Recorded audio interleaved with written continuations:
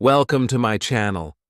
Have you ever heard someone say, "Ah, those were the golden days"? But what if I told you that behind every golden age, there's a darker, hidden story? In this video, we're going to explore the dark side of the most celebrated times in history. Trust me, once you see what's behind the curtain, you'll never look at the past the same way again. Let's get into it. Chapter 1. The Idea of a Golden Age. Is it really golden? When we hear the words Golden Age, what do we imagine? Beautiful buildings, happy people, peaceful times, and amazing inventions. It sounds like a perfect time in history, a time when everything was good.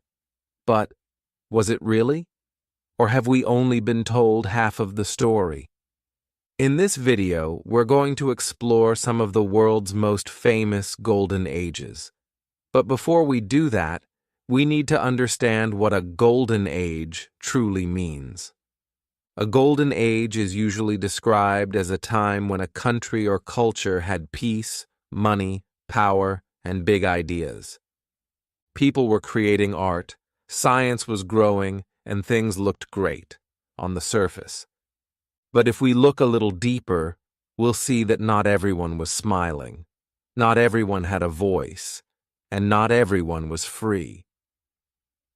You see, history is often told by the people who had power: kings, emperors, rich leaders, and thinkers. They wrote the books, they built the statues, they told their stories. But what about the people who didn't have power?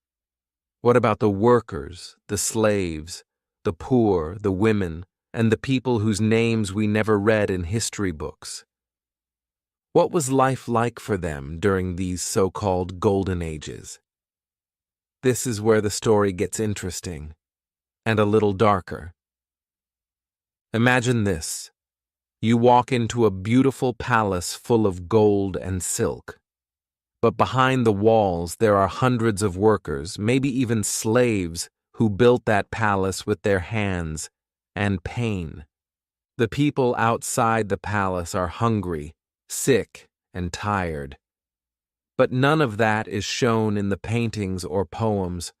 Only the beauty is remembered, not the suffering that made it possible. This happens again and again in history. Every time we hear about a great period, we have to ask, great for whom? Who really enjoyed the art, the progress, the peace, and who was left out, ignored, or even hurt? This chapter is important because it teaches us one big lesson. Stories are powerful, but they are also incomplete. The golden age might be golden for the top 5%, but for the rest, it might feel more like a dark age. So as we go through the next chapters together, we will open both eyes. We'll enjoy the beauty, yes, but we'll also notice what's hidden in the shadows. Get ready, because in the next chapter, we're going back to ancient Greece, the land of philosophers and democracy, but also of slavery and silence. Chapter 2. Ancient Greece, glorious philosophy, silent suffering. When we think of ancient Greece, we often think of wisdom, beauty, and great minds. Names like Plato, Socrates, and Aristotle come to mind. We picture white marble buildings, people wearing togas, and public debates in large open forums. It sounds like a place full of learning, peace, and freedom. Many people even call it the birthplace of democracy, a place where people had power and freedom to speak. But not all people. Let's slow down for a moment and look more closely. In Athens, the center of the Greek Golden Age, democracy was real. But it had very strong limits. Only male citizens could vote or speak in public debates. That means women, slaves, foreigners, and even poor men were not allowed to participate. And guess what? Those people made up more than 80 to 90% of the population. So, when we say ancient Greece was a democracy, we have to ask, a democracy for whom? Slavery was also a big part of life in ancient Greece. Historians estimate that there were tens of thousands of slaves in Athens during its golden period. These slaves worked in homes, in the fields, and even in the silver mines that made Athens rich. They had no rights, no voices. They were treated like tools, not people. And yet, we rarely hear about them when people talk about how great ancient Greece was. Even women, yes, even women born in Athens, had very few freedoms. They couldn't vote. They couldn't own property. Most of them were kept indoors, managing the home while men went out to debate and create history. They were often married very young and had little choice in how they lived. Meanwhile, Athens was at war almost all the time. Behind the scenes of art and philosophy, there were battles, political fights, and a lot of bloodshed. The famous Peloponnesian War between Athens and Sparta lasted for nearly 30 years. Thousands of people died. Cities were destroyed. Lives were lost. So yes, ancient Greece gave the world many beautiful ideas. Democracy, philosophy, art, and architecture. But it also hid many dark truths, truths about inequality, war, and silence. The rich had time to think and talk because others were working or suffering in the background. That is the real cost of a golden age. Now, this doesn't mean we throw away everything good from ancient Greece. It simply means we see the whole picture. We can still admire the wisdom of the past while also understanding the pain behind it. In the next chapter, we'll travel east to explore the Islamic Golden Age, a time of incredible science, medicine, and culture. But once again, behind the brightness, we'll find shadows waiting. Chapter 3: The Islamic Golden Age, Science, Light, and Shadows. The Islamic Golden Age is often remembered as one of the brightest times in human history. It began around the 8th century and lasted for hundreds of years. During this time, the Muslim world became a center of learning, science, art, and culture. Cities like Baghdad, Cordoba, and Cairo were full of libraries, hospitals, and schools. Scholars translated Greek, Roman, Indian, and Persian knowledge into Arabic. They didn't just copy, they improved, questioned, and invented.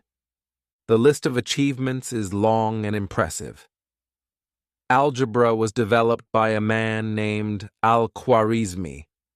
Modern medicine took big steps forward thanks to people like Ibn Sina, also known as Avicenna.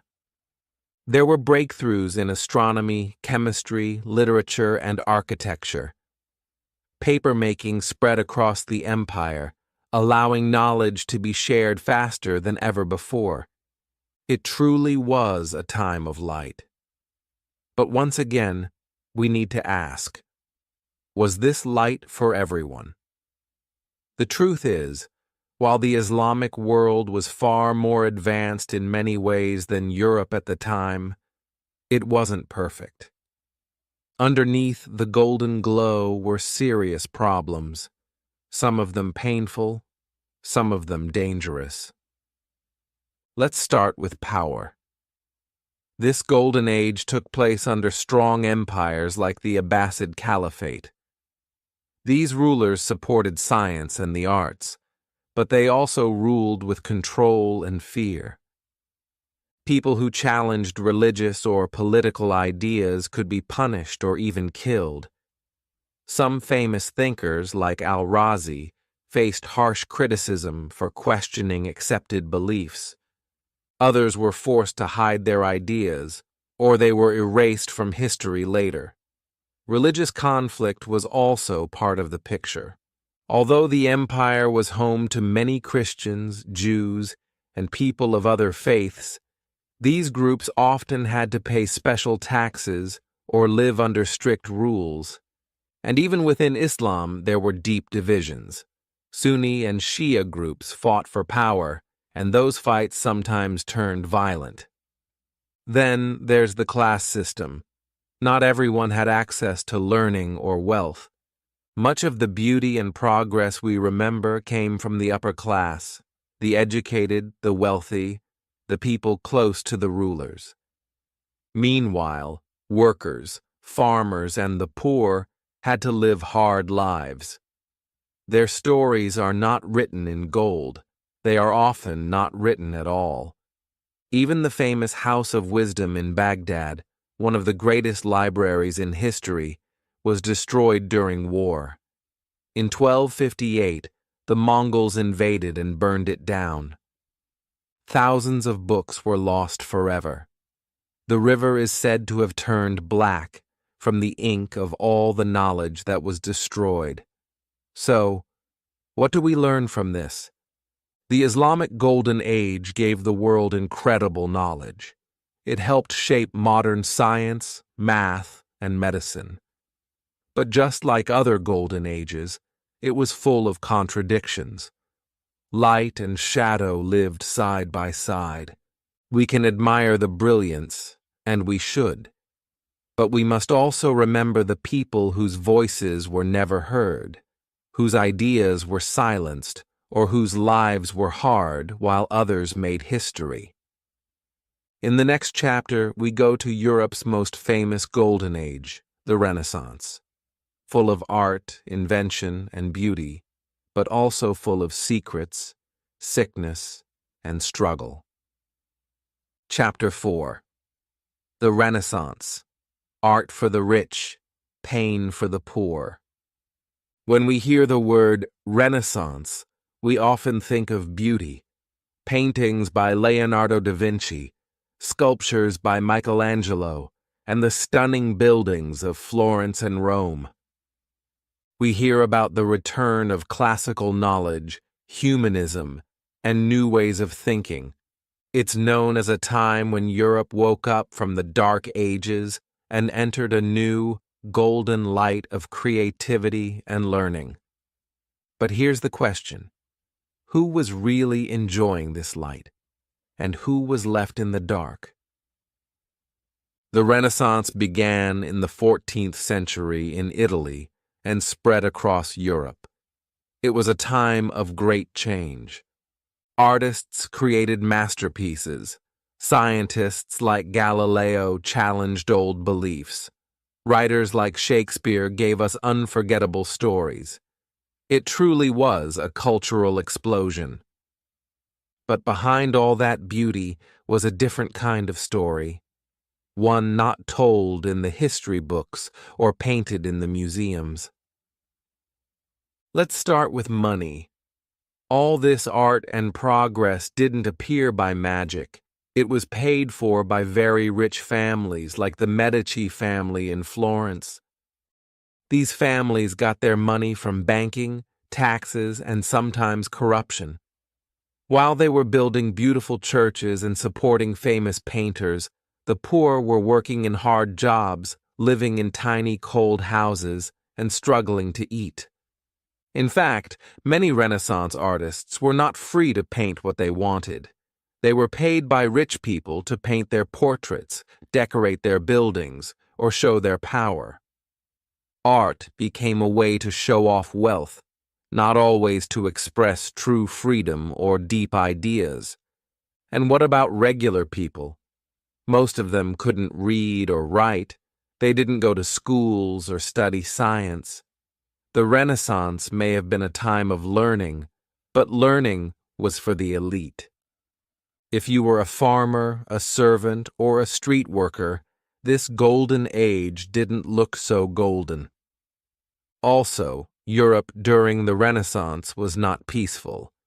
There were wars, violence, and deadly diseases like the Black Plague, which killed millions. Imagine living during a time when people were painting angels on ceilings while outside, children were dying from sickness and hunger. And let's not forget women. Just like in other golden ages, women had very few rights. They were mostly expected to marry, have children, and stay quiet. A few women, like Artemisia Gentileschi, became artists, but they had to fight hard for respect. Their voices were often ignored or erased. So yes, the Renaissance gave the world amazing art and new ideas. But most of that beauty came from a very small part of society. For many others, it was still a time of struggle, silence, and survival. This doesn't mean we stop celebrating the great works of this period, but it does mean we look at them with open eyes. We ask deeper questions. We see both the light and the shadow. In the next chapter, we move into the modern age, the Industrial Revolution. Machines, factories, and speed changed the world forever. But what did we lose along the way? Chapter 5. The Industrial Revolution, Progress with a Price. The Industrial Revolution was one of the biggest changes in human history. It began in the late 1700s in Britain and quickly spread across Europe and the rest of the world. People moved from farms to cities. Machines replaced hand tools. New inventions like the steam engine, the spinning jenny, and the factory system changed how everything worked. From how clothes were made to how people traveled. It sounds like a time of great progress, right?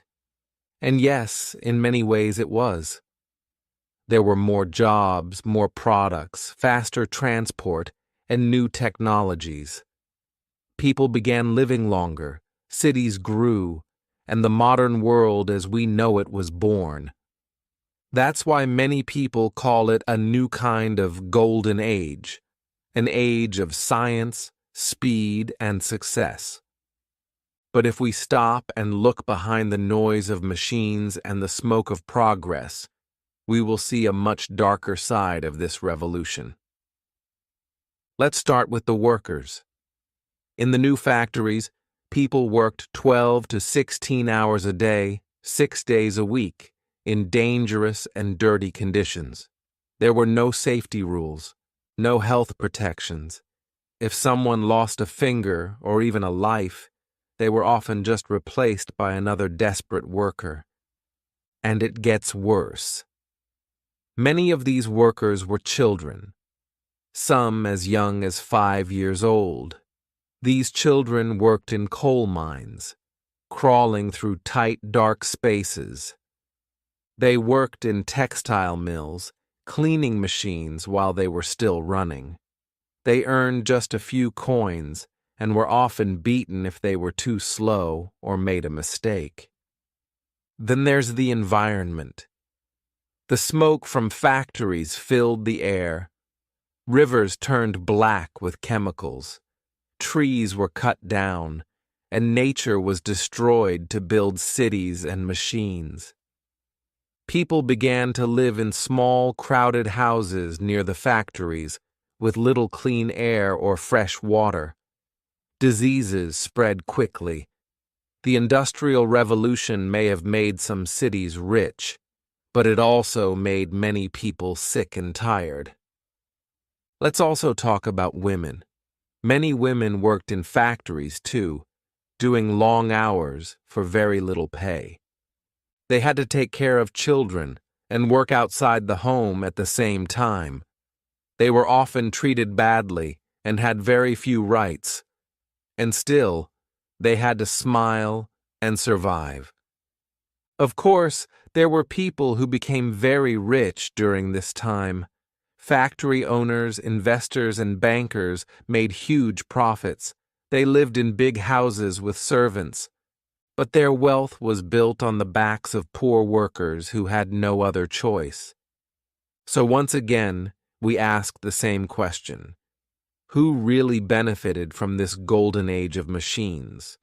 And who paid the price? This chapter teaches us that progress is not always good for everyone.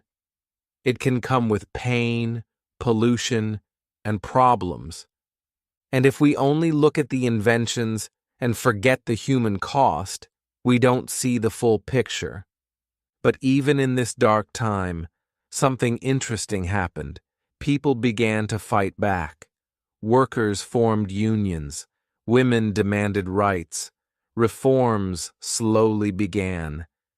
This gives us hope that every shadow can be challenged, and every voice, no matter how small, can make change. In our final chapter, we'll take a step back and ask, what do all these stories mean? What can we learn from the hidden truths of golden ages? Chapter 6. What we can learn. Seeing history clearly. So, after looking closely at many famous golden ages, ancient Greece, the Islamic world, the Renaissance, and the Industrial Revolution, what can we learn? What do these stories, both bright and dark, tell us about history and about ourselves? First, we learn that history is never simple. It's not just a list of beautiful buildings, great inventions, or famous people. History is a mix of good and bad, light and shadow. Every golden age has its shining moments, but also hidden struggles. The more we look, the clearer the picture becomes. Second, we learn that who tells the story matters a lot. For hundreds and thousands of years, history has been written mostly by those in power: kings, rulers, rich people, or scholars. This means many voices are missing: the poor, women, slaves, workers, and everyday people who lived very different lives. When we only listen to one side, we miss half the truth. Third, understanding both sides of history helps us today. When we know that progress can come with pain and success can hide inequality, we can make better choices now. We can work to create a world where no one is left behind, where every voice matters, and where progress means true fairness and kindness. Finally, this journey shows us the power of curiosity and questions. It's easy to accept stories at face value, but real learning happens when we ask. Who benefits? Who is missing? And what is hidden? When we look deeper, we grow wiser. So the next time you hear someone say, "Those were the golden days," remember, every golden age has a dark side. But together, by learning and sharing, we can shine light on those shadows and create a better story for the future. Thank you for joining me on this journey through history's bright and dark sides. If you found this video interesting, please give it a like, and don't forget to subscribe to the channel for more simple English lessons and stories. Also, I'd love to hear your thoughts. What golden age surprised you the most? What did you learn today? Write your answers in the comments below. Remember, every story has more than one side. Keep asking questions, keep learning, and I'll see you in the next video.